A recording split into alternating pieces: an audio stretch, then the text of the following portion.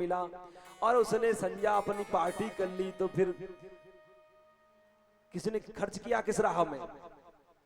दान खर्च किया उसने संध्या पार्टी में। तो फिर जो धर्म में, अब उसने घर में जाकर आपके दान को लिया और खर्च किया, फिर घर में कलेश पैदा की। तो वो जो दुआ देंगे आपको, दुआ देंगे, घर में गए और मार गाली गलौज करने लगे तो वो दुआ देंगे आपकी घर उनकी माता, तो वो पुण्य आपको मिलेगा। पुण्य मिल सकता है तो फिर वो भी मिलेगा। तो आपने तो श्रेष्ठ जानकर किया। कभी कभी ये दोनों का भाग लेना पड़ता है। इस प्रकार से पर धर्म को समझाया।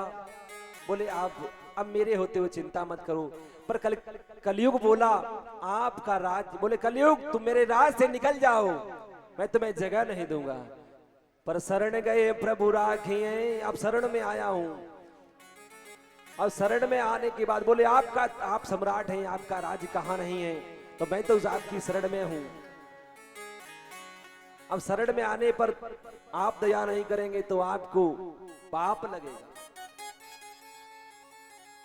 शरण में आए हुए कि आप लाज नहीं रखेंगे तो आपको पाप लगेगा। शरणागति को जे तजे निजिया नहीं अनुमान तेवर।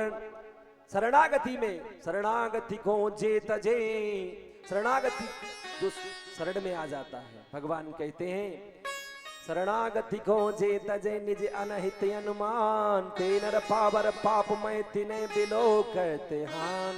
उन्हें देखने से भी पाप लगता है। जो शरणागति नहीं, शरण में आई हुई का त्याग कर देते हैं। तो अब आप मैं शरण में आया हूं तो मुझे कुछ स्थान दो, मैं कहां रहूं? बोले आपको स्थान, मैं आपको स्थान कहीं नहीं दूंगा। बोले कुछ तो स्थान दो, मैं रहूं कहां? मैं आपकी शरण में आया हूं। तो कहां स्थान दिया? दूतम पानम स्त्रिय शूनम, दूतम पानम स्त्रिय शूनम, जहां जुआ खेला जाता हो वहां स्थान दिया। अब जुआ के भी प्रकार बढ़ गए हैं। जुआ भी कई प्रकार का हो गया है। पहले पांसा फेंके जाते थे, वो जुआ था। फिर ताश खेले जाते, वो भी जुआ है। आज आईपीएल खेला जाता है, वो भी जुआ है। आईपीएल का सट्टा, वो भी वही श्रेणी में आता है। वहां कलयुग को एक स्थान दिया। दूतम पानम, जहां मदरा पान होता है, एक स्थान वहां दे दिया। वहां भी जहां मदरा पान होता है वहां एक स्थान दे दिया। कलयुग ने कहा ये तो आप हमें ऐसे स्थान दे रहे हो, हम कहा? स्त्री शूनम, जहां व्यभिचार होता हो, जहां स्त्रियों के साथ दुराचार, व्यभिचार, पापाचार किया जाता हो, ऐसे स्थान। पर जहां नारी की मर्यादा नहीं है, जहां नारी का सम्मान नहीं है, वहां देवता निवास नहीं करते। नारी सर्वत्र पूजते रमनते तत्र देवता। जहां स्त्रियों की पूजा होती है वहां देवताओं का निवास होता है। जहां महिलाओं का सम्मान होता है, जहां नारियों का सम्मान होता है, वहां देवता निवास करते हैं। क्योंकि जहां स्त्रियों का सम्मान नहीं होता, उस घर में न उस परिवार में कभी वृद्धि नहीं होती। घर की परिवार की यदि वृद्धि चाहते हो, घर का भला चाहते हो, तो ये न सोचो ये भी दूसरे का घर छोड़कर आपके घर में आई है। ये स्त्रियां भी अपने माँ बाप को त्याग कर आपके घर में आई हैं। ये भी किसी की बेटी है, आपके घर में बहू बनकर आई है। तो क्या ये नौकरानी हो रही है? ये भी अपने माँ बाप को छोड़कर आई हैं।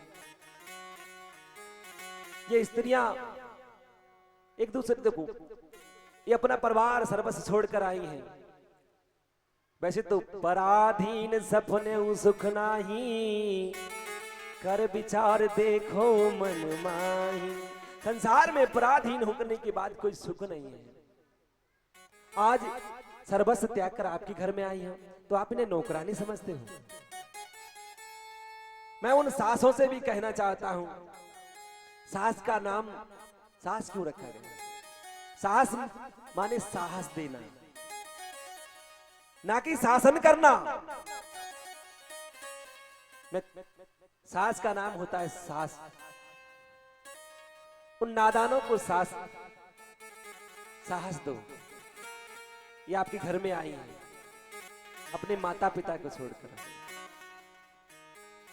ये सर्वस्व त्याग कर आपके घर में आई है। ये धान की खेती है, एक जगह पैदा पेड़ लगाया जाता है, दूसरी जगह रोपा जाता है, ये परंपरा है। ये सर्वस्व त्याग कर आपके घर में आई हैं और आप इन पर शासन करो। आप सास हैं। सास माने साहस देना, शासन करना नहीं। इसलिए ध्यान रखें, आप भी तो किसी की बेटी हैं, आप भी तो किसी की मां हैं। जो मां अपनी बेटी से वो बात करती है तो वो बहुओं का भी वो ख्याल रखें, क्योंकि ये बात आए दिन हम और आपके घर में परिवारों में ऐसी होती है। उन परिवारों थोड़ी सी बात को लेकर इतना तनाव है, तो उन बातों को, छोटी छोटी बातों को इन नादान बेटियों, इन भूल चूक करने वालियों को माफ करो। क्षमा बड़न को चाहिए, छोटन को उत्पात। इनको छोटे मानकर क्षमा कर दो। क्षमा बड़ी चीज है। तो स्त्री, जहां स्त्री का सम्मान नहीं होता वहां परिवार में वृद्धि नहीं होती। अहिंसा, जहां अहिंसा होती है, जहां कत्ल खाने हैं, जहां गौ माताओं की हत्या होती है, जहां किसी जीव की हत्या होती है, किसी जीव का वध कर कर आपको लाकर दिया जाए वो मांस, और वो उससे आप शरीर पुष्ट करना चाहते हो। वो मांस किसके लिए? मांस से शरीर पुष्ट नहीं होता। खाने के लिए तमाम चीजें हैं।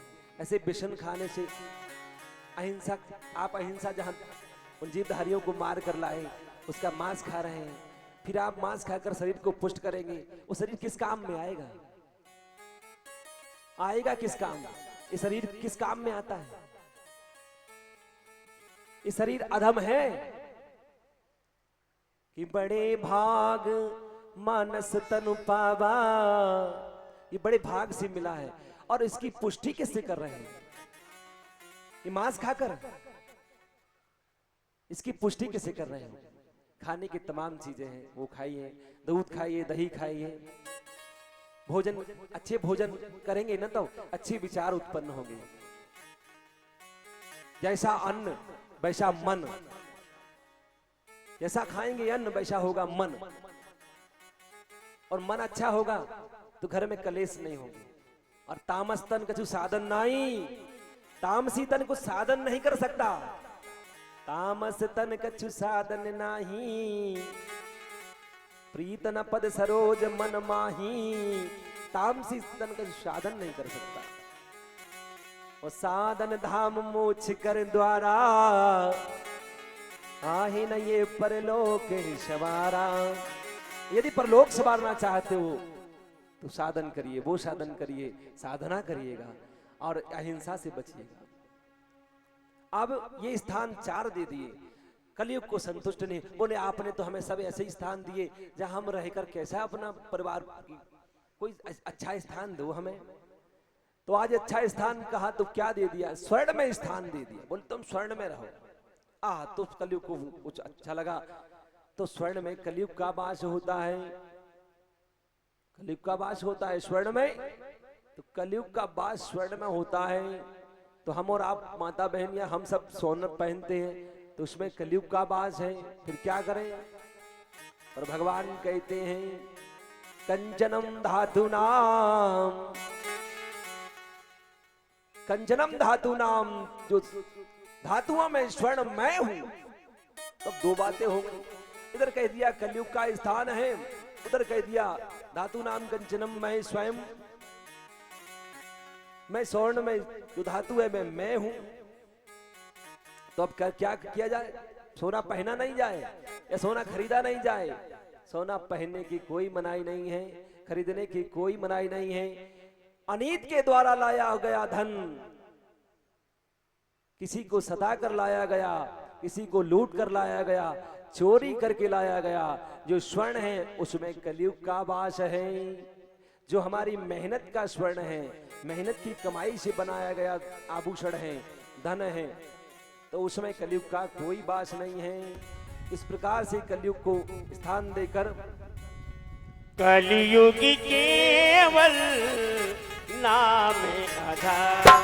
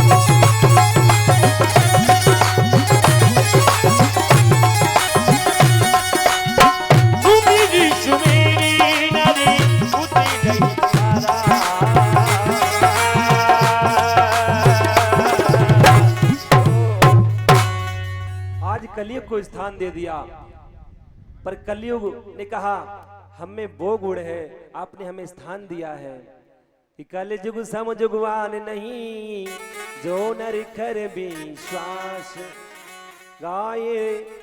कलयुग में वो शक्ति है जो ना तो तप से हो, जो सतयुग में, द्वापर में, त्रेता में जो काम नहीं हो सकता था। कलयुग केवल नाम आधारा। कलयुग में भगवान के नाम का अगर आधार बना ले तो फिर इस भवसागर से पार हुआ जा सकता है। कलयुग में वो शक्ति है। आज स्थान दे दिया, कलयुग को स्थान देकर राजा परीक्षित घर आ गए। आज घर में आकर विचार किया कि हमारे पूर्वजों ने क्या क्या रखा है खजाने में। आज हम ऐसा विचार करते रहे और विचार करके एक स्वर्ण मुकुट मिल गया उन्हें। वो स्वर्ण मुकुट प्राप्त किया, देखकर विचार किया ये स्वर्ण मुकुट आज मुझे धारण करना चाहिए। इधर कलयुग प्रतीक्षा कर रहा था, स्वर्ण मुकुट धारण किया। जैसे ही कलयुग का वास था स्वर्ण में, क्योंकि वो स्वर्ण मुकुट जरासंध के द्वारा लाया गया था। जरासंध को मारकर जरासंध ने विनती भी की थी कि उनके जरासंध के लड़कों ने बार बार आग्रह किया, विनती की, ये हमारे पिता का मुकुट है, आप न ले जाएं। पिता के वध के बाद जबरदस्ती अर्जुन आदि ले आए थे, उसे मारकर ले आए थे।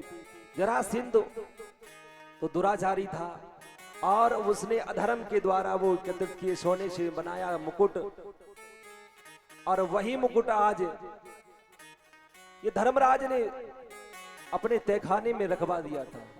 आज पांडवों का परायण हो गया। आज परीक्षित ने उस धर्म राज की धरोहर को देखा, वो मुकुट धारण कर लिया और कलयुग का वास था। आज विचार वो धर्मात्मा परीक्षित, कभी अधर्म न करने वाला परीक्षित आज विचार करता है कि मुझे शिकार खेलने जाना है। एक समय पूरा शिकार का सामान सजाकर, शिकार का पूरा सामान सजा लिया और आखेट के लिए निकल पड़े। आखेट के निकल पड़े। आखेट के लिए जैसे ही वन में घनघोर जंगल में चले गए, वहां पर विचार उस एक मृग के पीछे भागते भागते घनघोर जंगल में चले गए। और जंगल में जाने के बाद मृग को तो नहीं मार सके। अब उसके मृग के पीछे भागते भागते, क्योंकि ये शिकार करते नहीं थे, धर्मात्मा थे, धर्म पर चलने वाले, हिंसा नहीं करते थे। आज शिकार खेलने गए, शिकार तो नहीं मिला। इनको बहुत जोरों से प्यास लग रही है, भूख लग रही है। आज त्रसित हो गए तो एक आश्रम में पहुंच गए। समीक ऋषि के आश्रम पहुंच गए और श्रमिक ऋषि के आश्रम पहुंचे। श्रमिक ऋषि महात्मा तो ध्यान मग्न थे। उन्होंने विचार कुछ भी नहीं किया, बस जैसे ही तो उन्होंने ये विचार किया, मुझे पानी के लिए नहीं पूछ रही है महात्मा, आंखें बंद करे हुए बैठे हैं,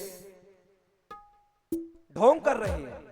आज धर्मात्मा परीक्षित कह रहा है ये ढोंग कर रहे हैं, जो धर्म के मार्ग पर चलने वाला। कारण क्या है? वो अधर्म का लगाया हुआ मुकुट धारण किया हुआ है। आज ये विचार कर रहे हैं कि इन्होंने हमें सम्मान नहीं किया, जबकि हमें संत की सेवा करनी चाहिए। संत सरल चित जगत हित जान शुभा हो सनी। संत को मिलने जा रहे हैं, संत के आश्रम में पहुंचे। संत मिलन को चालिए तज माया व अभिमान, जो जो पग आगे धरी कोटिक यज्ञ समान।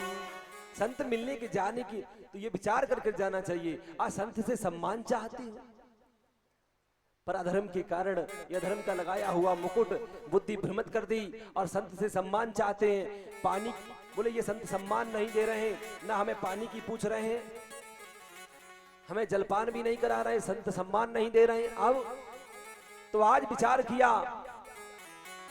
तो एक मरा हुआ सर्प लेकर संत के गले में डाल दिया।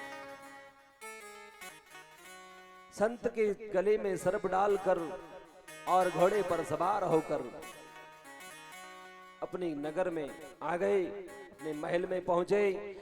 इधर कुछ बालक खेल रहे थे संत मुनि आश्रम के सामने। उन बालकों ने जाकर संत श्रमिक के पुत्र श्रृंगी को ये बात बता दी कि आपके पिता का बहुत अपमान किया है एक राजा ने। ये नहीं बताया, परिचित है, अपमान किया है। आपके पिता के गले में मरा हुआ सर्प डाल दिया है। मरा हुआ सर्प। कुछ विचार नहीं किया कि ये कदा धनुर्धस्य विचारण मृगये वने। आज राजा मृग को मारने के लिए वहां विचार करते, मृग मार खोज में गए भी, सब कुछ बात विचार किया, पर यह विचार नहीं किया कि हम कर क्या रहे हैं। और ऐसा ही विचार न किया उस ऋषि पुत्र ने, तो विचार कुछ भी नहीं किया। और आज कौशिकी नदी का जल लेकर हाथ में राजा परीक्षित को इति मर्यादा लंघते तच्छमी सप्तमी हनि। हे मर्यादा को लागने वाले राजा परीक्षित, तुम्हें 7वें दिन तच्छकट सेगा, उससे तुम्हारी मृत्यु हो जाएगी। तुम्हें संसार में कोई बचाने वाला नहीं। ऐसा क्रोध में आकर ऋषि पुत्र ने श्राप दे दिया और उन बालकों के साथ वो ऋषि पुत्र आश्रम में आकर धा मार कर रोने लगा। हा पिता, हा पिता। ऐसे ही आवाज को सुना, उसके रुदन को सुना तो महात्मा की आंखें खुल गई। विचार किया, बालक क्यों रो रहे हो? विचार किया, क्यों रो रहे हो? बोले आप किसी राजा ने अपमान किया है, आपके गले में मरा हुआ सर्प डाल दिया है। तो क्या हुआ बेटा? अब जैसे ही आंख बंद करके ध्यान किया, अरे आप तुमने तो राजा परीक्षित को, वो सम्राट को अब श्राप दे दिया, तुमने बहुत अहित कर दिया। आज वो धर्मात्मा राजा अज्ञानवश भूलवश यदि ऐसा कुछ कृतज्ञ कर भी गया तो तुम्हें ऐसा श्राप नहीं देना था। बालक तुमने अच्छा नहीं किया, तुमने ये अच्छा नहीं किया, क्योंकि राजा के न रहने पर कि बाणे बर बहु अभी चोर बढ़ेंगे, अहिंसा करेंगे। राजा के न रहने पर कलिकाल में ये बाड़े बहुखल चोर जुहारा, जेलम पट पर धन पर दारा। चोर बढ़ जाएंगे, लुटेरे बढ़ जाएंगे, मर्यादा भंग हो जाएंगी। राजा न रहने पर कोई दंड का अधिकारी, दंड देने वाला नहीं रहेगा, तो ये चोर लुटेरे प्रजा को सताएंगे। तुमने अच्छा नहीं किया। हे लाला, तुमने अच्छा न किया, उन नृपति को समझा देते, उनको यू क्षमा याचना बलि विधि वो तुम उनको बता देते। तुमने अच्छा नहीं किया, उन्हें समझा देते, वो राजा महान थे, क्षमा मांग लेते। तुमने अच्छा नहीं किया। आज अपने गौरमुख शिष्य को भेजा है उनके घर में, बता दो राजा 8वें दिन तुम्हारी मृत्यु हो जाएगी। और आज राजा ने महल में जाकर जैसे ही मुकुट निकाला, आज राजा को बड़ा अपने किए हुए कर्म पर बड़ा अफसोस हुआ और सोचने लगे, हाय मैंने ये क्या कर दिया, मैंने संत का अपमान कर दिया, संत का अपमान कर दिया। अब मुझे मैं कहां रहूं? मैंने संत का भगवंत का अपमान करने वाले कहां रहे? संत का और भगवंत का अपमान करने वाले का कहीं जगह में ठौर नहीं है। अब तो मैं मुंह दिखाने लायक नहीं रहा। तब तक वो शिष्य पहुंच गए और उन्होंने बताया, हे राजन, तुम्हारी 7वें दिन मृत्यु हो जाएगी। राजा ने कोई शोक नहीं किया। राजा ने कहा, मुझे ऐसा ही अवश्राप मिलना था, मैंने ऐसा काम किया है, मुझे सही ये अवश्राप मिला है। आजकल के राजा होते तो उन महात्मा का मृत्यु दंड देते, कहते उस महात्मा को पकड़ कर लाओ मेरे सम्मुख, जिसने अवश्राप दिया है उस बालक को लाओ। आजकल के यदि सम्राट होते तो ये कहते उस महात्मा को मृत्यु दंड दे दो। पर आज अपने श्राप को सिरोधार करके बेतरागी बनकर सर्वस्व त्याग कर आज अपने पूरे राज को जन्मेजय को, अपने पुत्र जन्मेजय आदि को सौंप कर आज परमहंस की गति में निकल पड़े। आज गंगा के उस पावन तट पर पहुंचे। वहां पर राजऋषि, देवर्षि, व्यास, वशिष्ठ, च्यवन, पिपलादहीन, अगस्त, अत्रि, गौतम, अनेकों महान संत वहां पर उस परीक्षित के भी दर्शन करने आए। ओहो अहो भाग्य, एक श्राप, मैं श्रापित हूं, पापी हूं, मैंने पाप का काम किया है, फिर भी मुझे संत के दर्शन हो रहे हैं। कि संत हृदय नवनीति समाना, कहा कबिन पर कहा न जाना। इतना पवित्र हृदय संत का। संत सरल चित जगत हित जान शुभाए सने, बाल बिने सुन कर कृपा राम चरण रहती दे। आज संत ने कृपा की है, मुझ पर श्राप नहीं दिया है। मैं इस माया में पड़ा रहता, मैं सोचता भजन करूंगा। आज मेरी मृत्यु ये 7वें दिन होने वाली है, मुझे श्राप नहीं दिया है, मेरी मृत्यु सुधरने वाली है। और उस गंगा के किनारे पावन तट पर पहुंचे और बैठ गए आसन जमा कर। संत महात्मा ब्रागीजन वहां पर पहुंचे। उसी समय सभा में सब पहुंचे। संत महात्माओं से राजा परीक्षित ने हाथ जोड़कर विनती की, कि हे महात्माओं, जिसकी मृत्यु होनी हो, ये नहीं कहा मेरी मृत्यु होनी है, मैं मर रहा हूं, जिसकी 7वें दिन मृत्यु होनी हो उसको क्या करना चाहिए, जिसकी मृत्यु निकट हो उसे क्या करना चाहिए। इतना विचार और बात हो ही रही थी, तब तक उस सभा में अवधूत भेषधारी सुखदेव मुनि पधारे। ओ अले चलिंगो निजिला भतुष्टो अवधूत भेषो। बालों को बिखराए हुए अवधूत भेष बनाकर सुखदेव मुनि प्रकट हुए। ब्रह कातर होकर जिन सुखदेव मुनि का दर्शन पैदा होते हुए वो सुखदेव मुनि वन को चले गए थे कि पुत्रे तु तन्मयतया तरबे भिनेदो तम सर्वभूत हृदय मुनि मानतोष्मि। कि निगम कल्पतरोरिगलतम सुखमुखाद्रवत संयुक्तम पिबत्त रसमलाम मोहरो रसिक भुवि भावुकाम। आज सुखदेव मुनि उस सभा में प्रकट हुए, आसन तक नहीं डाला, सीधा प्रश्न कर दिया कि जिसकी 7वें दिन मृत्यु होनी उसे क्या करना चाहिए। ऐसा प्रश्न सुना। क्यों आसन क्यों नहीं डाला? क्योंकि जितनी देर में गोदोवन होता है सुखदेव मुनि उतने ही देर ग्रस्त के घर में ठहरते हैं। गोदोहनम संध्या काले, जितने समय गोदोहन हो क्षणिक मात्र सुखदेव मुनि ठहरते हैं। अगर हम पूछेंगे आसन के लिए, कहेंगे आप बैठिए आसन पर, तब तक उतना क्षणिक आसन की व्यवस्था करेंगे तब तक तो ये महाराज निकल जाएंगे। अवधूत भेषधारी आज हाथ जोड़कर विनती की।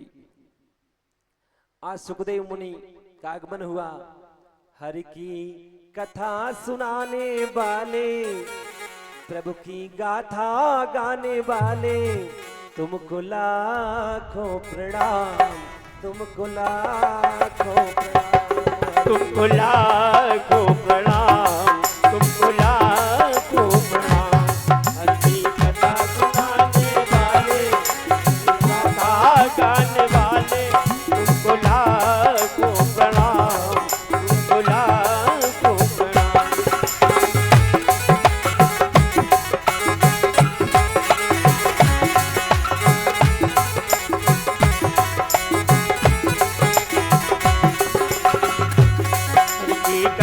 सुनाने वाले, गाथा गाने वाले, तुमको लाखों प्रणाम, तुमको लाखों प्रणाम, तुमको लाखों प्रणाम, तुमको लाखों प्रणाम।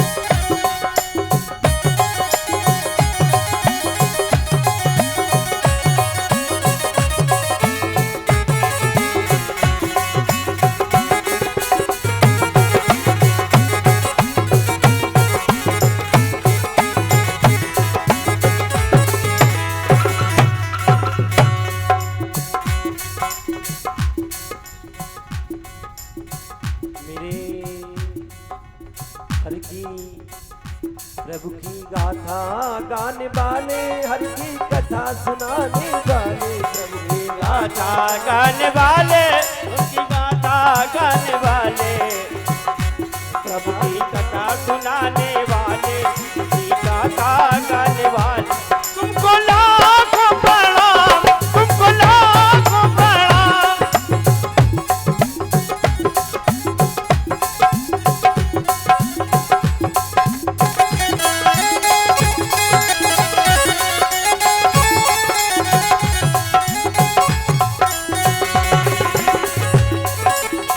तुमको लाखों प्रणाम,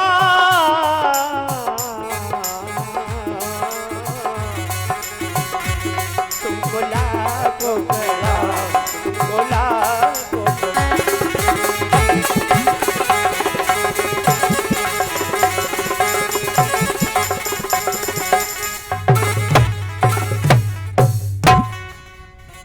आज सुखदेव मुनि का आगमन हुआ और महाराज परीक्षित जी से सुखदेव मुनि का वो कलश पूजन करा दे, उसके बाद फिर कथा को आगे बढ़ाते हैं।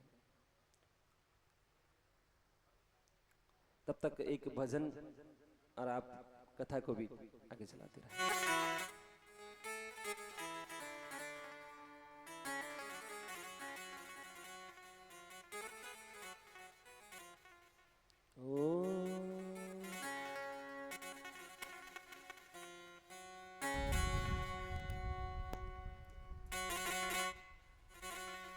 सुध ले लो मेरी घनश्याम,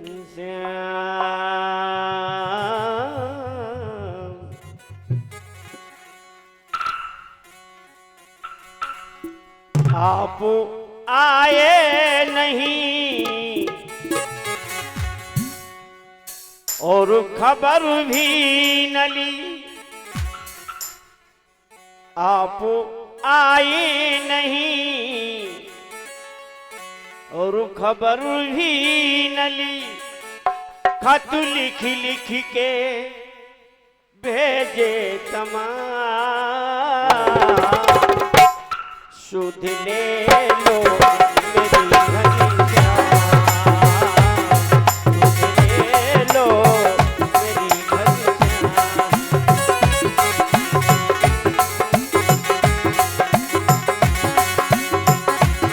सुध ले लो मेरी घनश्याम, सुध ले लो मेरी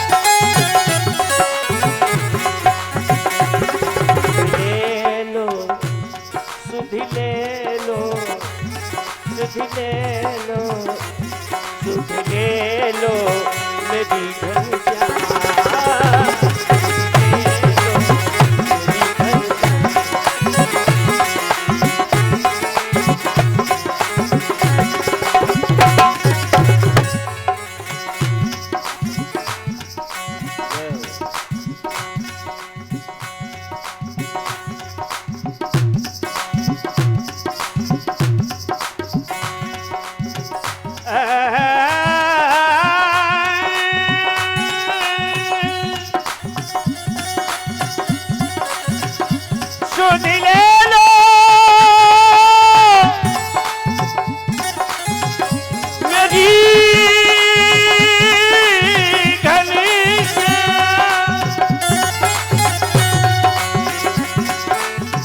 हम तो कन्हैया हुए,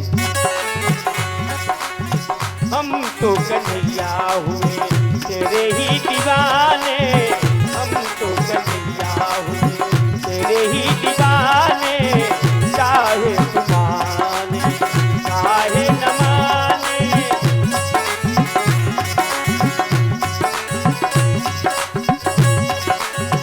चाहे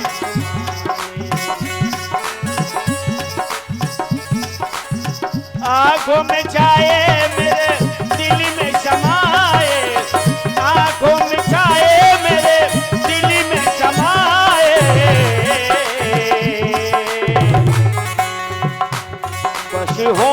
होठों पे, बस होठों पे है मेरा नाम।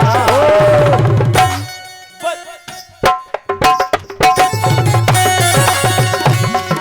होठों पे, बस होठों पे है मेरा नाम।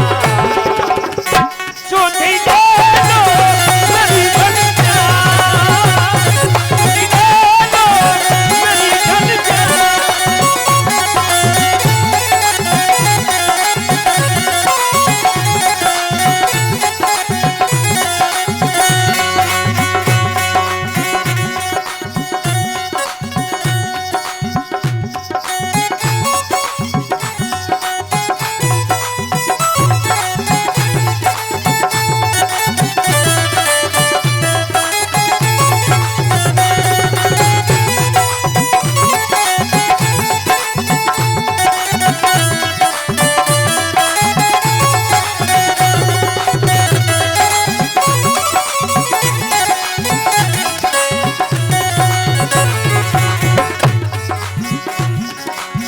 संग की ये सखियां हुई,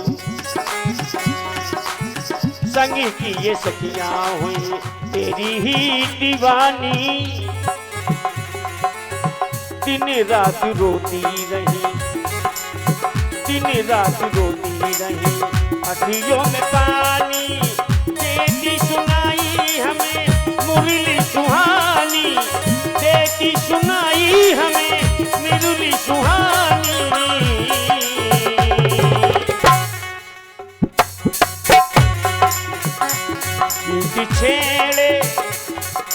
छेड़े पी रहे के तमाम। सुधी ले लो मेरी गंजा, सुधी ले लो मेरी गंजा, सुधी ले लो मेरी गंजा।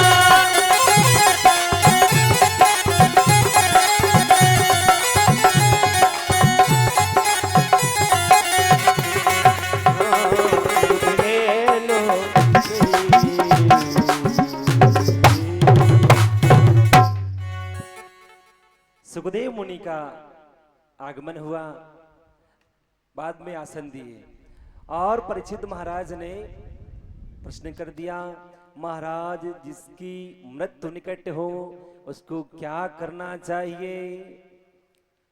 तो सुखदेव मुनि ने बताया, सुखदेव मुनि ने उस प्रकार से बताया कि क्या करना चाहिए कि जितो आसनो जित श्वासो जित संगो जितेन्द्रिया स्थूले भगवतो रूपे मनासाद्यो संहिते। जितासनो,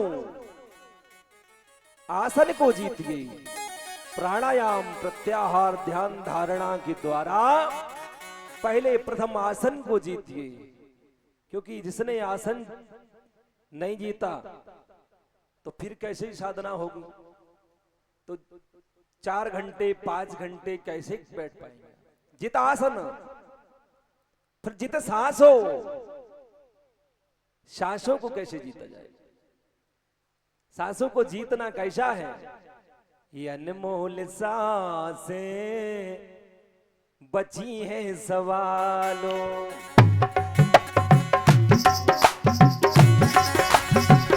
अनमोल सांसें बची है संभालो,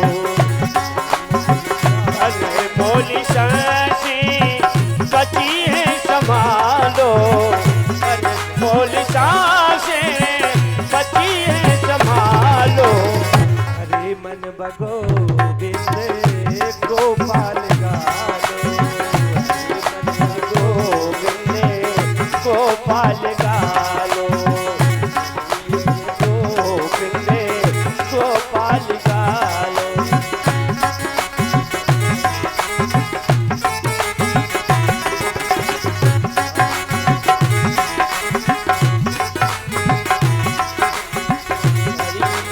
गोविंद गोपाल गालो, गोविंद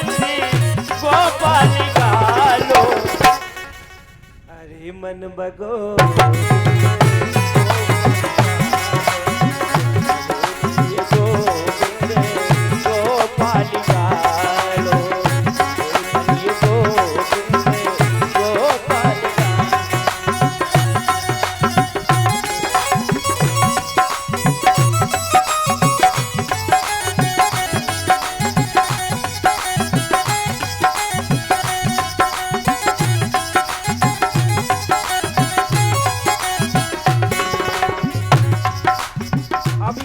सांसें तो बच गई, भगवान के चरणों में लगा दिए आपने, तो आपकी अनमोल सांसें सफल हो गई। 21,000 श्वासों का आवागमन है, हमने भगवान के चरणों में वो सांसें लगा दी। अब जितेंद्रिया जित श्वासो, जित श्वास तो जीत ली, अब जितेंद्रिया, हम इंद्रियों को जीते। इंद्रियों को कैसे? इन पे दिन रात संयम के कोड़े बजे, ये संयम से जीती जाती है। इन पे दिन रात संयम के कोड़े बजे, रात संयम के कोड़े बजे, रात संयम के कोड़े बजेंगे, रात संयम के कोड़े बजेंगे। ये भगवान नाम और इन पर भगवान की बोझ अंकुश, अंकुश से ये जितेंद्रिय भगवान चर्चा, हरि चर्चा के साथ जितेंद्रियो बने। अब जित सासो जितासनो जितेंद्रिय भगवतो रूपे मना, मन को स्थिर कर कर परमात्मा के श्री चरणों में लगा देंगे, उस समय भगवान से साक्षात्कार हो जाएगा। और इस प्रकार से आसंजित ने जितेंद्रिय। अब आगे की चर्चा सृष्टि की हुई, और सृष्टि की चर्चा में, सृष्टि की चर्चा हुई कि देव देव नमस्तु भूत भावन पूर्वजा त्वद विजानी यज्ञमान त्वदर्शना।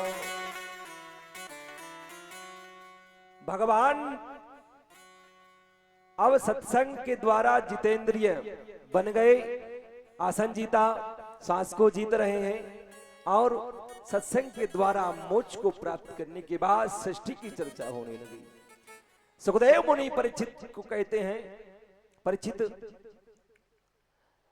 सृष्टि के प्रथम में ब्रह्मा जी की सृष्टि सृजन में विस्तार हुआ, और ब्रह्मा जी के 4 पुत्र हुए, सनक, सनंदन, सनातन, संत कुमार। अब इनसे ब्रह्मा जी कहां से आए, ब्रह्मा जी ने सृष्टि कैसे की, ये प्रश्न कर दिया। तो ब्रह्मा जी का आगमन हुआ विष्णु के नाभि कमल से, एक विष्णु भगवान के नाभि से, कमल से ब्रह्मा, और ब्रह्मा एक कमल पर प्रकट हो गए, और ब्रह्मा जी ने विचार किया मैं कहां से आया हूं। तो हजारों वर्ष तक ब्रह्मा जी विचार करते रहे उस कमलनाल में घुसकर, पर ये विचार पूर्ण नहीं हुआ कि हम आए कहां से, वापस पुनः आ गए। तो यथार्थ जल सागर में उस कमल के और जल की से आवाज आई, तप तप। तो ब्रह्मा जी ने विचार किया कि हमें तप करना चाहिए। तो हजारों वर्ष तक तप करते रहे, और तप के बाद भगवान नारायण का धाम मिला। भगवान के धाम में पहुंचे, भगवान के दर्शन हुए, भगवान से हाथ जोड़कर विनती की। शांताकारं भुजगशयनं पद्मनाभं सुरेशम। हे शांताकारं पद्मनाभम,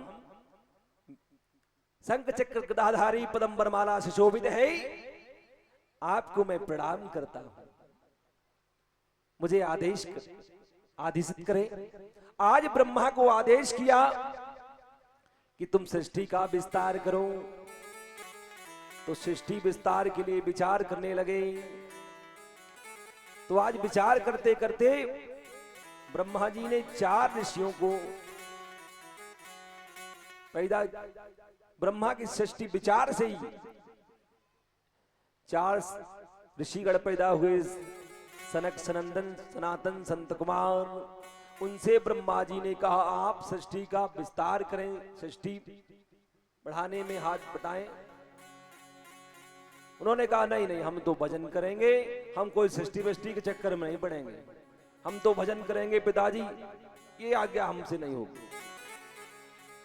और वो सदा सर्वदा हरि शरणम में रहने वाले, हमेशा 5 वर्ष की अवस्था में रहने वाले संत जन भजन करने लगे। ब्रह्मा को बड़ा क्रोध आया। आज क्रोध के माध्यम, जैसे ही क्रोध उत्पन्न हुआ भ्रकुटी के मध्य से एक रुद्र पैदा हो गया। रोने लगा वो बालक। भगवान और ब्रह्मा को प्रणाम करके रुद्र रोने लगा और कहा, तो ब्रह्मा ने कहा रोते काहे को हो? क्रोध के माध्यम से पैदा हुआ तो रोने लगा। तब ब्रह्मा ने कहा आप रोते क्यों हो? मेरा एक काम करो, सृष्टि का विस्तार करो। तो बोले आज्ञा। अब सृष्टि विस्तार करने में लग गए। वो रुद्र की सृष्टि में 11 रुद्र, 11 रुद्राणी। अब जो रुद्र की सृष्टि थी कैसी? सांकनी, डाकनी, भूत, चुड़ैल। वो शंकर की रुद्र सृष्टि कैसी? सांकनी, डाकनी, भूतनी, पिचासनी, ऐसी सृष्टि करने लगी। अब ऐसी चुड़ैलें पैदा हो गई, भूतनी, डाकनी, सांकनी हो गई, भूतों के मंडल हो गए। अब तो ब्रह्मा ने कहा अरे रे डटो डटो, ऐसी सृष्टि रुको कि भूत पेत सतवा में शंकर जी के बरतवा में, भूत पेत सतवा में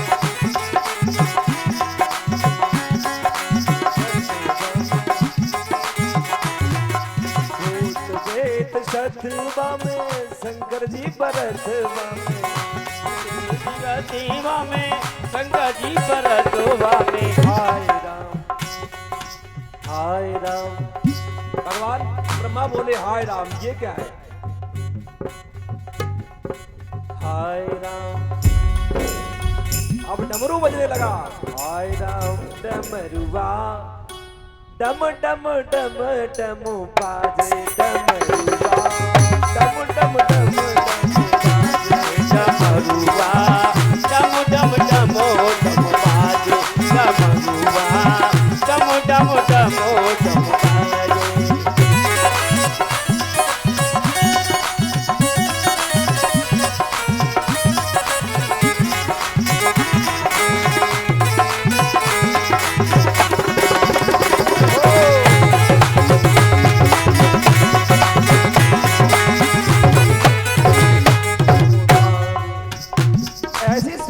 देखकर ब्रह्मा ने कहा हाय राम, ऐसा डमरू मत बजाओ, इस चुड़ैल भूतनी से हमारा काम नहीं बनेगा। ब्रह्मा ने कहा शांत रहो भाई, बस करो बस करो। कहा तो क्या करें महात्मन? तो बोले भजन करो। तो भगवान भोलेनाथ समाधि में चले गए। ये 11 रुद्र और 11 रुद्राणियों की यही सृष्टि थी। अब विचार किया तो सृष्टि विस्तार कैसे होगा? अब विचार करने लगे ब्रह्मा जी, सृष्टि विस्तार होगा कैसे? तो आज विचार करते करते ब्रह्मा जी ने विचार किया तो 10 ऋषियों को उत्पन्न किया। 10 ऋषि ब्रह्मा की सृष्टि में उत्पन्न हुए। मरीचि, अत्रि, अंग्रहा, पुला, पुलुकलस्त, नारदम, दक्षमुम, दशम ऋषि। 10 ऋषि पैदा हुए।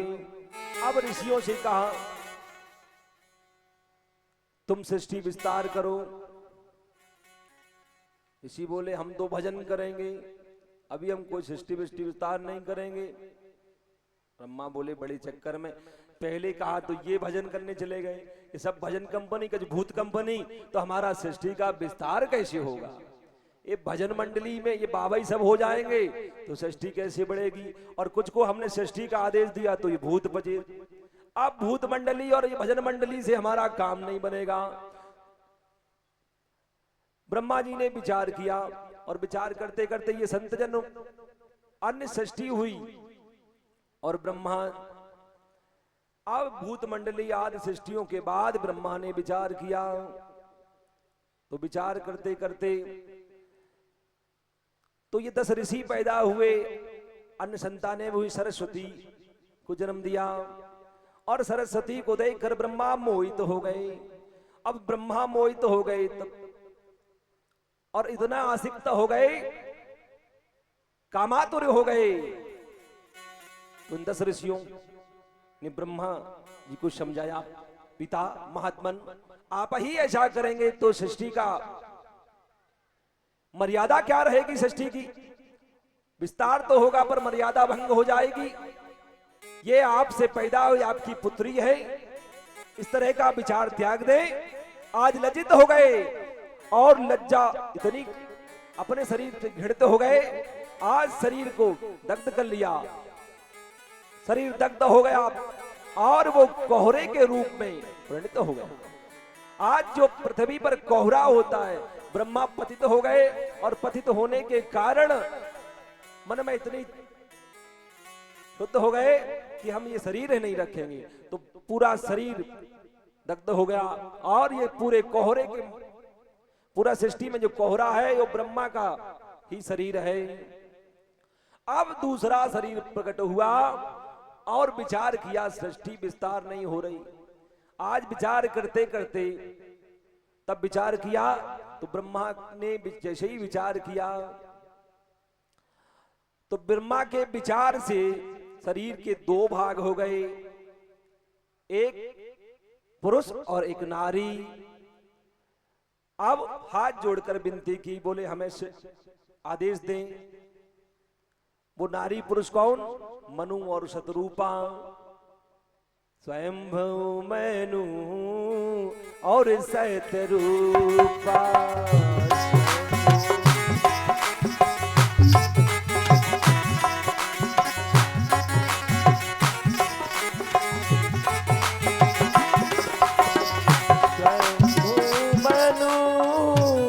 और शतरूपा, तो मनु और शतरूपा, भई डरे सृष्टि अनुरूपा, भई सृष्टि अनुरूपा, भई सृष्टि अनुरूपा।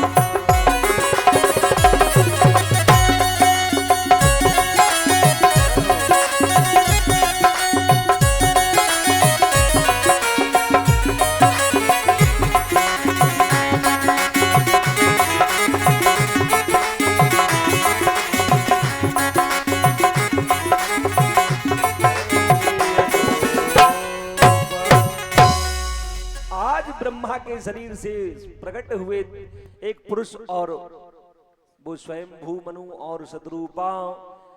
अब इन मनु और शतरूपा के 5 संतानें हुई, मैथुन सृष्टि, और उसी मैथुन सृष्टि के कारण हम मानव हैं।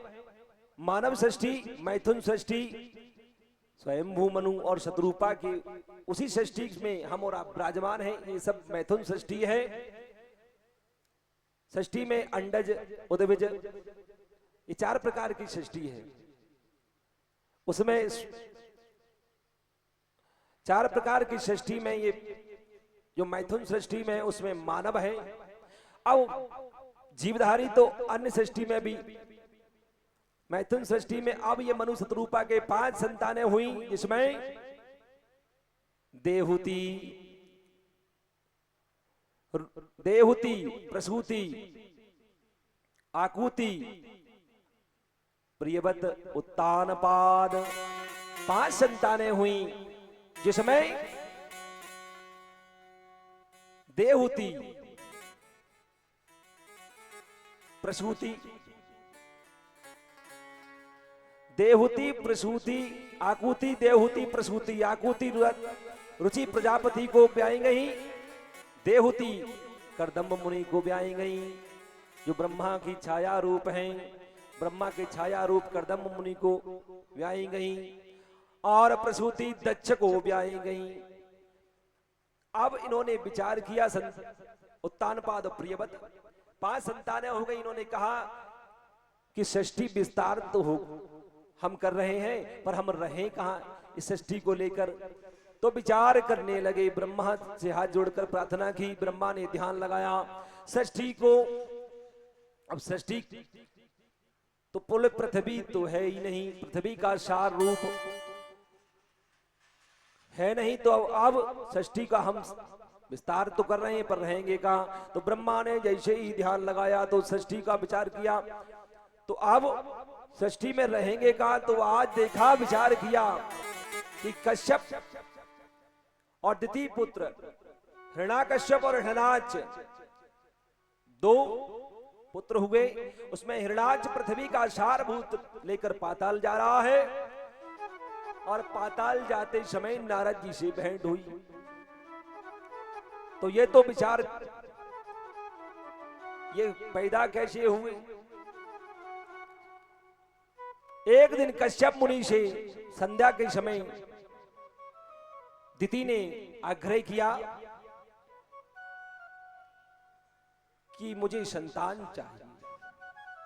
तो उन्होंने समझाया समय अच्छा नहीं है, संध्या काल में विद्याध्ययन करना, मैथुन करना, भोजन करना, ये क्रियाएं ठीक नहीं होती हैं। बहुत बार समझाया, पर ये कामातुर आसक्त हो गई। उन्होंने कहा ये अच्छी बात नहीं है, इस समय भूत बेला है, और भूत बेला में इस तरह का कार्य करना ठीक नहीं है। आग्रह किया, तो आग्रह के बाद आज इन्होंने बात नहीं मानी, बहुत आग्रह किया। अब तो विचार किया, और फिर उस विचार करने के बाद, आग्रह करने के बाद बात न मानने पर इति गर्भवती हो गई।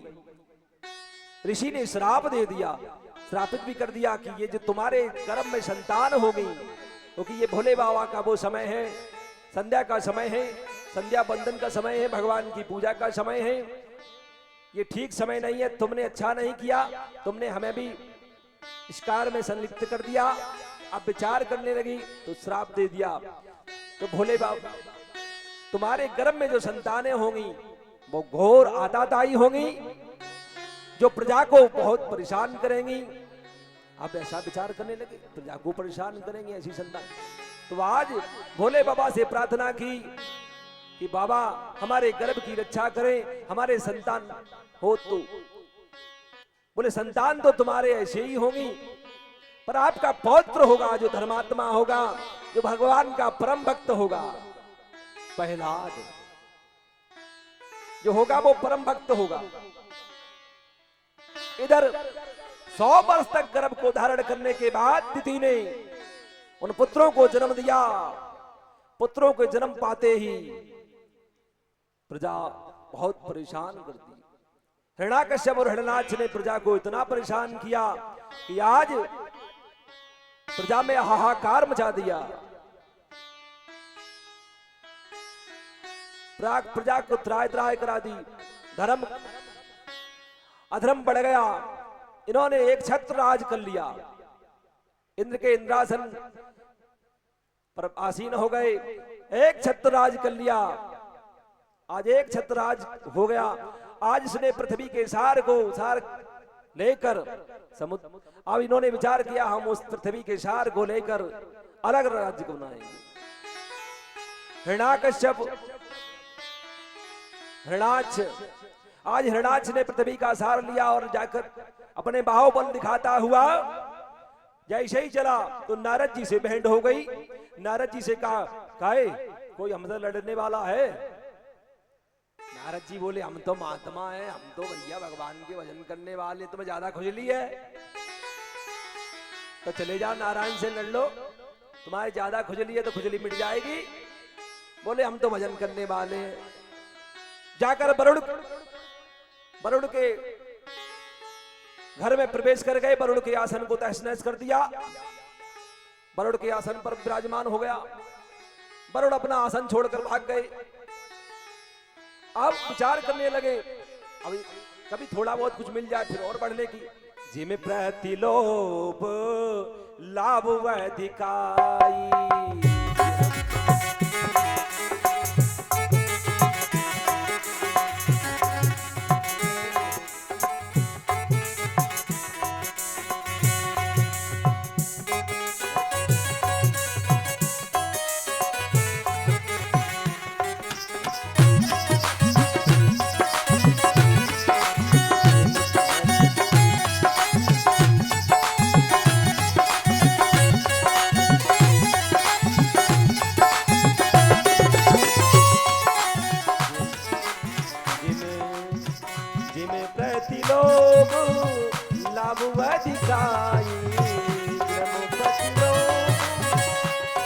अधिकाई खगपति जले के चिकनाई, अधिकाई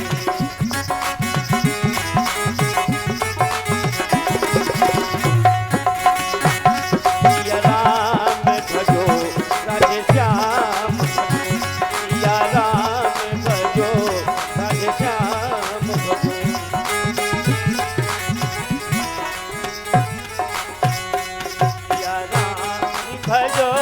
राधे श्याम भजो, या राम भजो राधे श्याम भजो, या राम भजो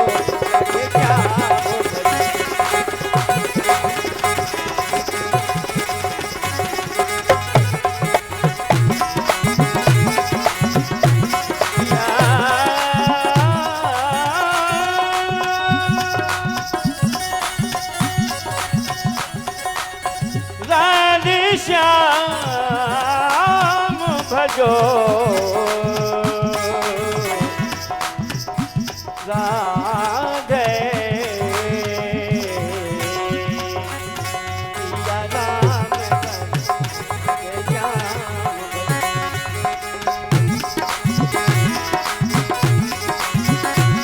या राम भजो राधे श्याम भजो।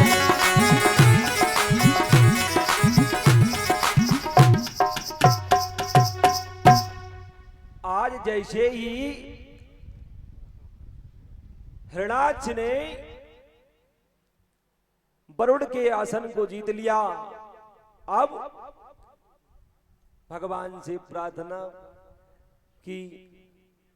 ब्रह्मा ने भगवान से प्रार्थना की और ब्रह्मा विचार करने लगे, और विचार करते करते ब्रह्मा जी विचार ही कर रहे थे, तब तक एक विचार करते करते ब्रह्मा की नाक से एक छोटा सा सूकर प्रकट हो गया, और विचार करते करते वो सूकर कनक भूदेरा कार शरीरा, भूदेरा कारी शरीरा, कनक भूदेरा कारी शरीरा, कनक भूदेरा कारी शरीरा, कनक भूदेरा कारी शरीरा,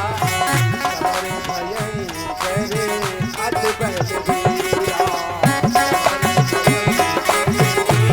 बलवीरा, अति बलवीरा।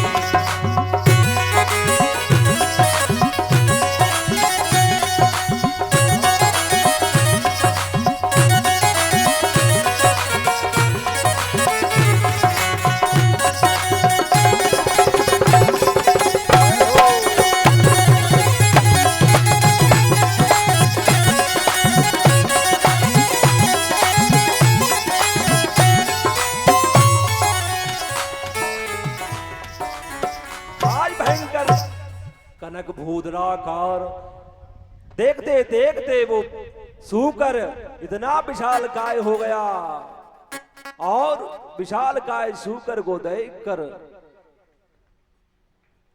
भगवान ने प्रार्थना की। ओ भगवान ने प्रार्थना, आज ब्रह्मा प्रार्थना करने लगे उस सूकर को देख, नमो ब्राह्मण सूकर रूप है।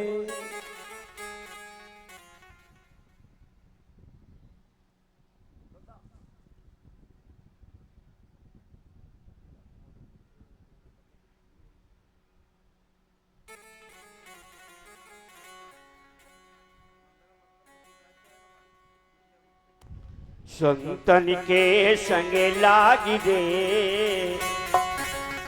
संतन के संग लागी रे, तोरी अच्छी बने। संतन के संग लागी रे, तोरी अच्छी बने।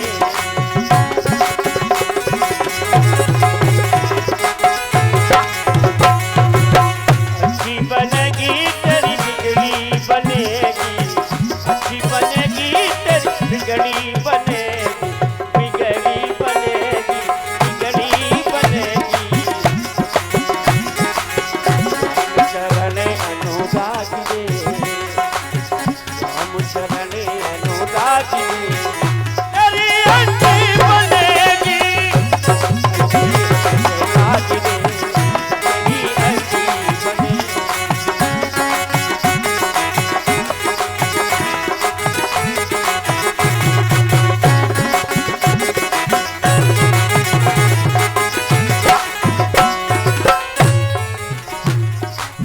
तेरी अच्छी बनेगी।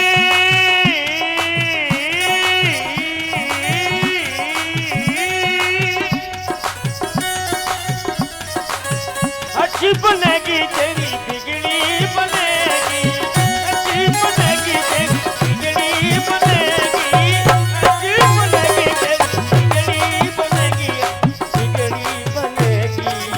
राम शरण अनुराग रे, राम शरण अनुराग रे, तेरी अच्छी बनेगी। संतन के संग लाग रे,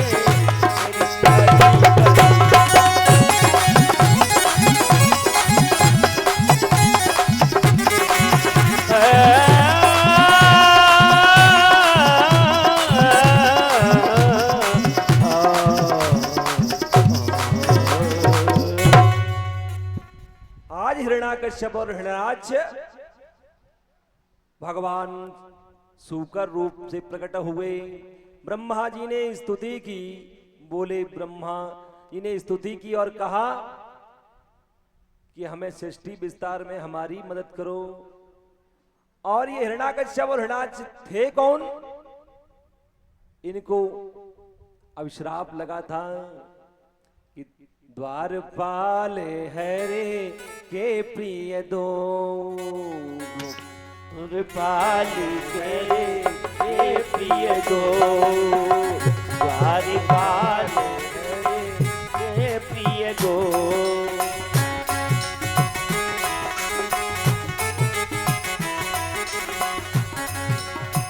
द्वारपाल के प्रिय दो, द्वारपाल के प्रिय दो।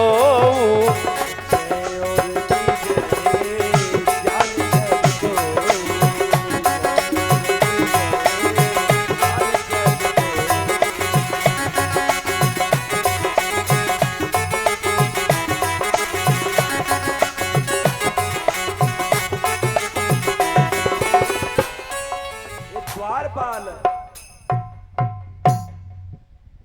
एक बार भगवान के दर्शन के लिए ये संत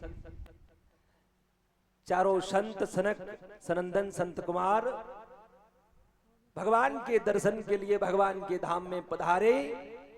तो ये द्वारपाल जय और विजय नाम के द्वारपालों ने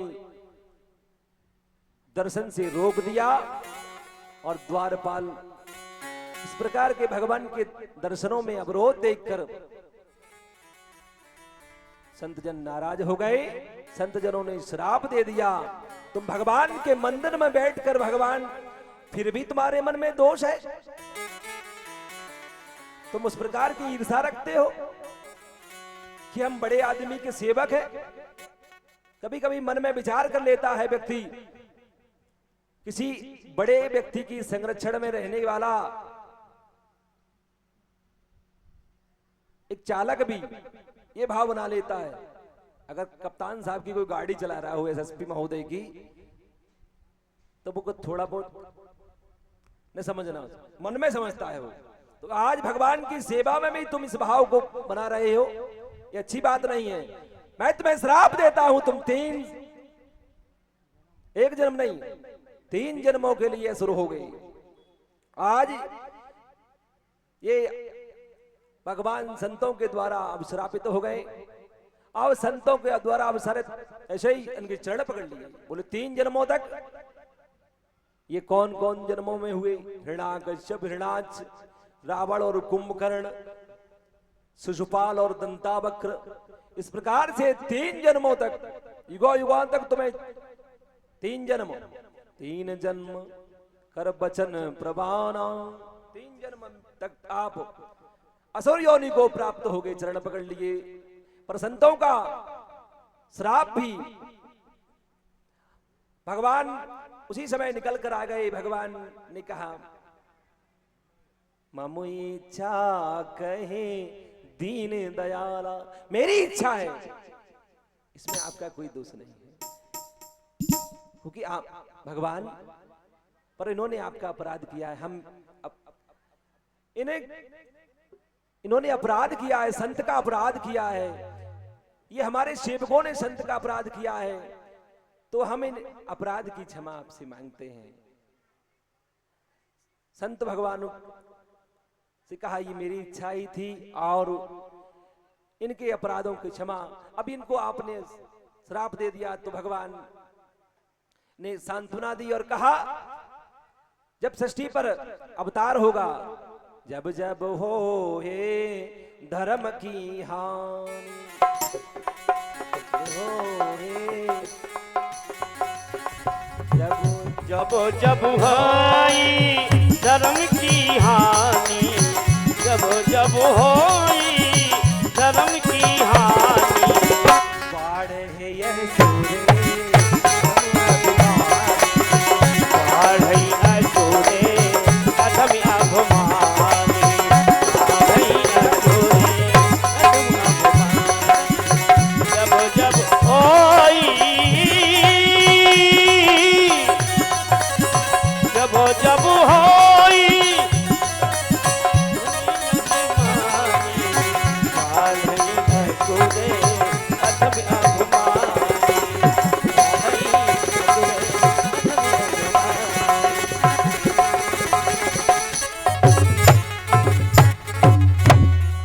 तब प्रभु धरे विविध शरीरा, तब प्रभु धरे विविध शरीरा, हरहि कृपा निधे सज्जन पीरा, हरहि कृपा सज्जन पीरा।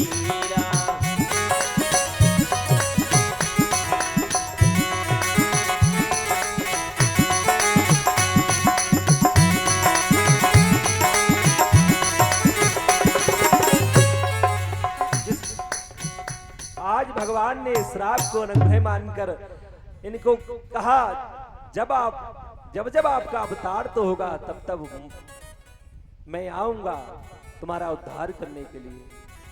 और वही आज हिरण्याकश्यप और हिरण्याक्ष के रूप में पैदा हुए, कश्यप की संतान बनकर आज वरुण का सिंहासन प्राप्त करके बड़े अभिमान में चले। तो भगवान सूकर रूप से आज 2-2 हाथ धोने की व्यवस्था लग गई। नारद जी ने बताया, हमसे युद्ध कर रहे थे, और नारद जी तो हैं ही। अब नारद जी ने विचार किया और जाकर भगवान से प्रार्थना करके कह दिया। आज भगवान से प्रार्थना की और सूकर रूप धारण करके भगवान ने उस हिरणाक्ष का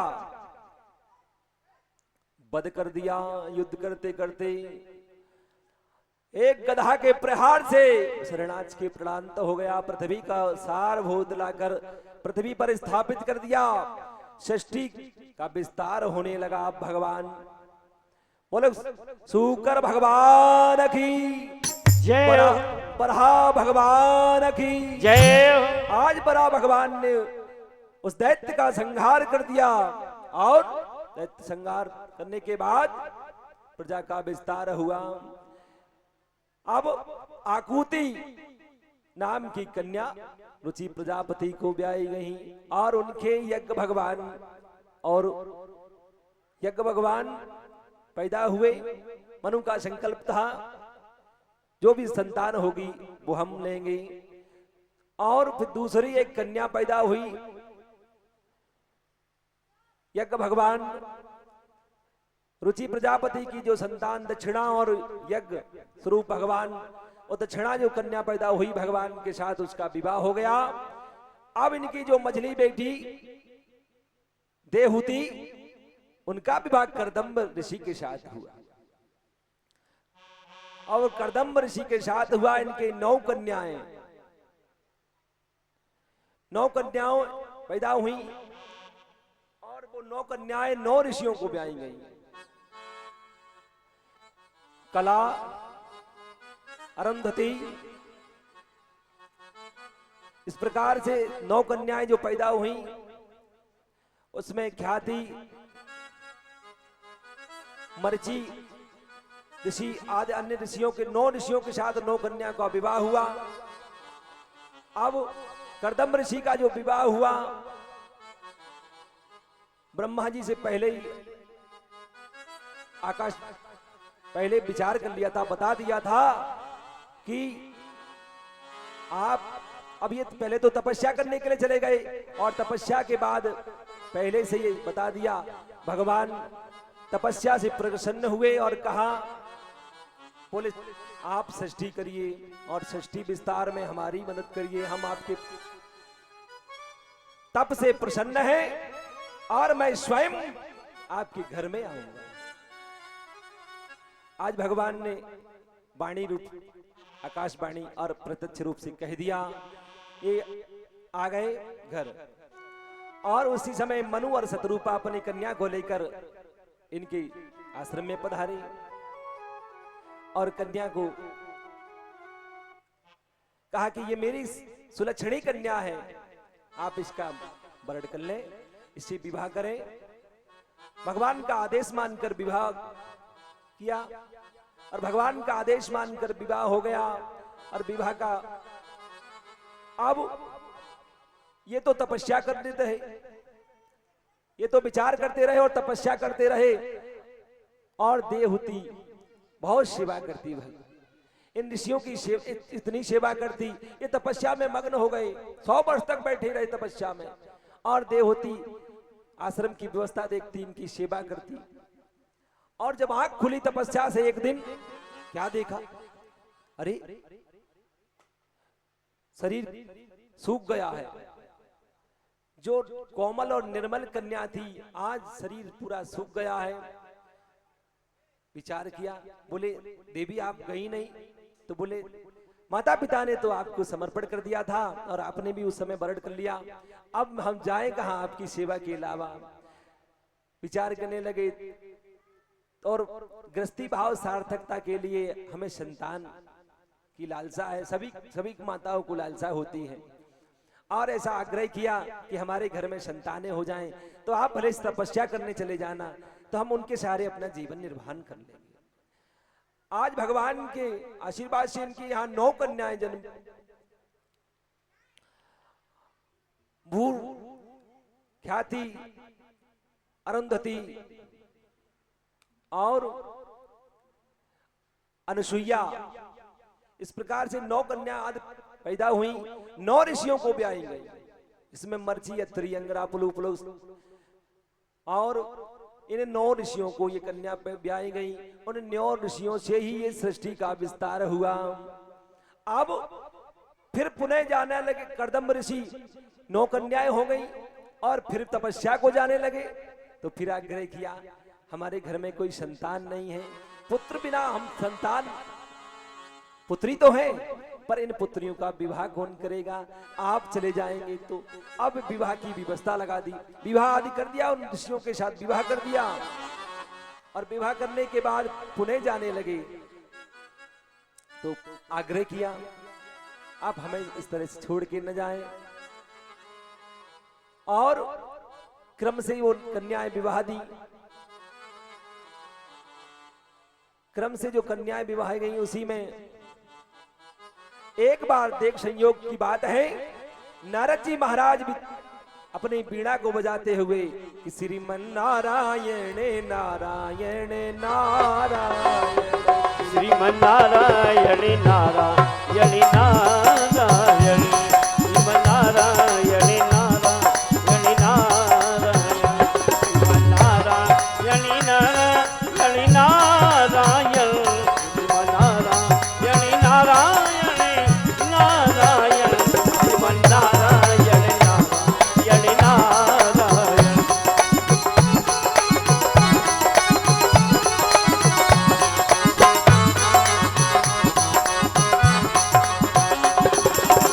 जो नारायणी नाम लेते हैं, जो नारायणी नाम लेती है, पाप होती सब नारायण, भजमन नारायण नारायण नारायण, भजमन नारायण नारायण नारायण।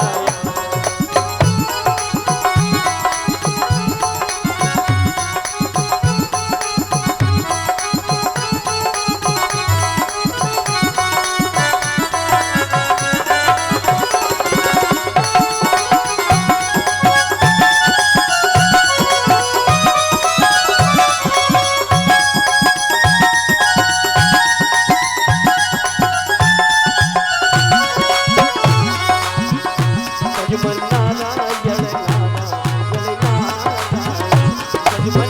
नारायण, भजमन नारायण नारायण।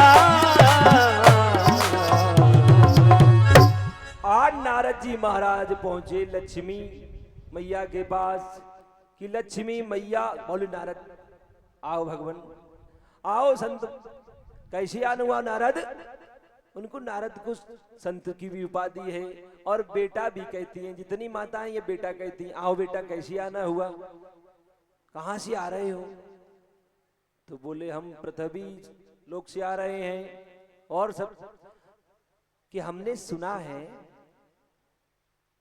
वैसे तो लक्ष्मी श्रेष्ठ मानी जाती है, पर हमने सुना है आजकल हम पृथ्वी पर गए तो बड़ी चर्चा है अनुसुईया की। अनुसुईया की बड़ी चर्चा है। अनुसुईया कितनी श्रेष्ठ है, पतिव्रता है, बड़ी सुंदर चर्चा है। पर नारियों से नारियों की चर्चा करो तो सर से ऊपर निकलती है कि मोहन नारे नार के रूपा, मोहन नारे नारी के रूपा, मोहन नारे नारी के रूपा, मोहन नारी नारी के रूपा, मोहन नारी नारी के रूपा, पन्नेगा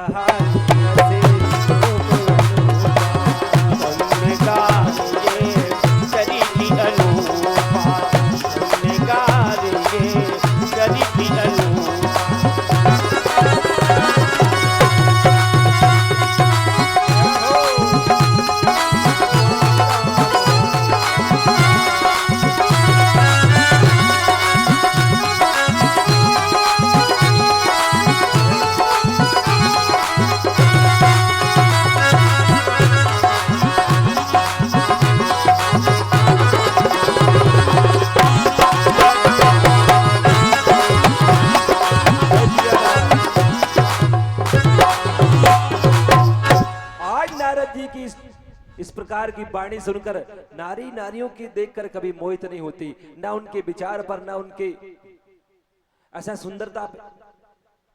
बोले हैं हो ये सुंदर, वही है श्रेष्ठ, जाओ जाओ चले जाओ वहीं, आएगा आएगा हमारे घर बड़े। नहीं माता मैं सच कह रहा हूं, आजकल बहुत चर्चा है, गंगा को भी पवित्र करने वाली वो पतिव्रता स्त्री है, मां अनसुईया गंगा को भी पवित्र करने वाली है। अच्छा इतनी चर्चा है। अब यहां लगा गई आग, काम बन गया। बोले अब माता हम चलते हैं। आगे ब्रह्माणी के घर पहुंचे, श्रीमन नारायण प्रणाम किया और दोनों को परस्पर प्रणाम हुआ। माता दंडवत प्रणाम। बोले आओ बेटा कैसे आना हुआ, बहुत दिन बाद आए हैं।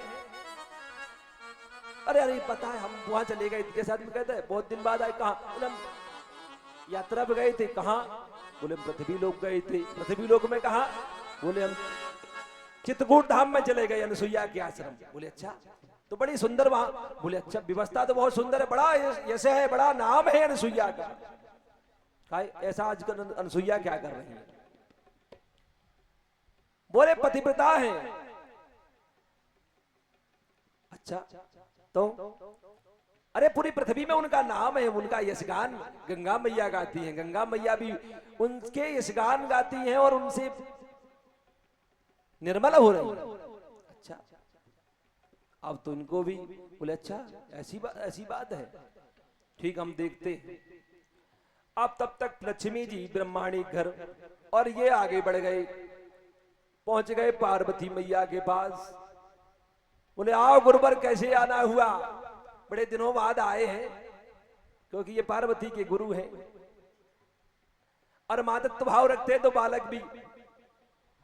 अब प्रणाम किया। बोले कैसे आना हुआ? बोले आओ भक्त। तो बोले पता है आपको, आजकल हमने सुना है पृथ्वी से आए हैं और हमने सुना नहीं है, हमने देखा है बड़ा उनका यशगान गाया जा रहा है अनसुईया का। तुमने तो हम क्या करें? बोले अरे यशगान गाया जा रहा है। अच्छा इतना यशगान गा रहा है तो तुम नारद, स्वयं नारद आकर बता रहे हैं। ठीक, यहां भी मामला फिट करके नारद जी तो अपने चले गए। अब तीनों रुद्राणी और ब्रह्माणी, लक्ष्मी जी ने विचार किया तीनों देवताओं से की बात। बोले ऐसा अनसुईया ने क्या कर दिया, जाकर देखकर आओ। जाकर उन अनसुईया की तपस्या ऐसा बताया जा रहा है, ऐसा यश है तो देखकर परीक्षा लो। अब ऐसा कौन पति होगा जो अपने, ऐसा पति कौन है जो संध्या रोटी खाने हो तो जाओ। अगर संध्या कोई व्यवस्था रोटी वोटी खाने हो तो फिर चले जाओ, कहीं हम तो संबंध ही ना है, चले जाओ। अब तो जाना ही पड़ेगा। तो आज तीनों देवता साधु जन बनकर अनसुईया के आश्रम चित्रकूट पहुंच गए। कुंदी खटखटाई और ये तपस्या मग्न थी भगवती की सेवा में। आज तपस्या मग्न थी, साधुओं का भेष बनाकर ब्रह्मा विष्णु और महेश आए। माता ने प्रणाम किया। आज माता ने प्रणाम किया और आदेश दो। बोले साधुजन आदेश दें। कैसी आगमन हुआ कि हम तो भिक्षा के लिए आए हैं। बोले भिक्षा के लिए आए हैं तो ठीक है, पर हम ऐसे साधु नहीं हैं, ये समझ लो माता। तो बोले कैसे साधु हैं और कैसी भिक्षा चाहते हो? बोले भिक्षा यदि देना चाहती हो माता तो नग्न होकर भिक्षा दो। माता ने आंख बंद की, विचार किया। जो निज पति की सेवा में मेरा हो ये ध्यान, तो ये देवता बालक हो जाए महान।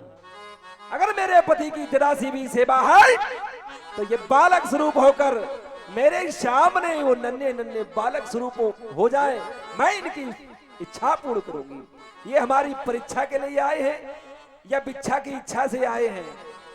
वो भाव बनाकर, जैसे ही आग बंद किया और जल का आचमन किया माता ने, एक ही धर्मो एक व्रत नेमा, एक ही धर्मो एक ही व्रत नेमा,